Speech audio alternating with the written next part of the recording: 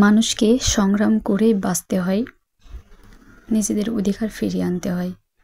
তাই বলে আমরা এই কেমন সংগ্রামে লিপ্ত হলাম, যেখানে একটা মায়ের বুক খালি করে সন্তান চলে যাচ্ছে, বোনের আর্তনাদ শুনতে হচ্ছে।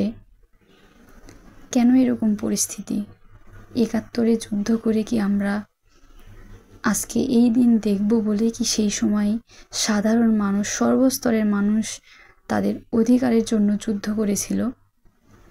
তা তো না। তাহলে কেন আমাদের নিজেদের মধ্যে এত বৈষম্য?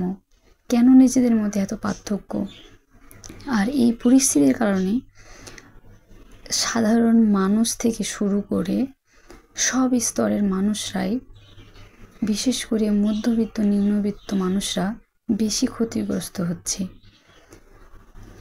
তারা অনেকেই তাদের একমাত্র উপার্জনক্ষম ব্যক্তিকে হারাচ্ছে, বোন তার ভাইকে হারাচ্ছে, মায়ের বুক খালি করে সন্তান চলে যাচ্ছে।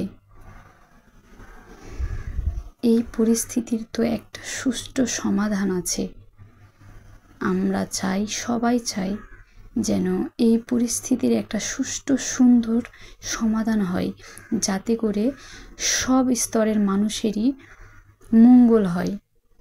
কারণ আমরা তো চাই নিজেরা ভালো থাকতে, সবাই মিলে একসাথে মিলেমিশে থাকতে, সবাই সবার অধিকার নিয়ে বেঁচে থাকতে। তো আমাদের সবার ইচ্ছা বা সবার স্বপ্ন, তো প্রশাসনের কাছে একটাই অনুরোধ, যেন এখন যে পরিস্থিতি বিরাজ করছে এই পরিস্থিতির সুষ্ঠু সুন্দর একটা সমাধান হয়। আর এমন একটা সিদ্ধান্ত নেওয়া হোক যাতে করে সর্বস্তরের মানুষের মঙ্গল হয়। তো এতক্ষণ অনেক কথাই বললাম, জানি না কতখানি ঠিক বললাম। তো যদি ভুল হয়ে থাকে অবশ্যই ক্ষমার দৃষ্টিতে দেখবেন। আর যদি সম্ভব হয় প্রশাসনের কাছে আমাদের সাধারণ মানুষের সবার চাওয়া যেন এই পরিস্থিতির সুন্দর সুষ্ঠু একটা সমাধান বের করেন, যাতে করে সবাই ভালো থাকতে পারে, সবাই নিজেদের অধিকার নিয়ে বেঁচে থাকতে পারে। তবে তো সেই ৭১-এর সংগ্রাম করাটা সার্থক হবে আমাদের জন্য। তো কেউ কোনো কিছু মনে করবেন না।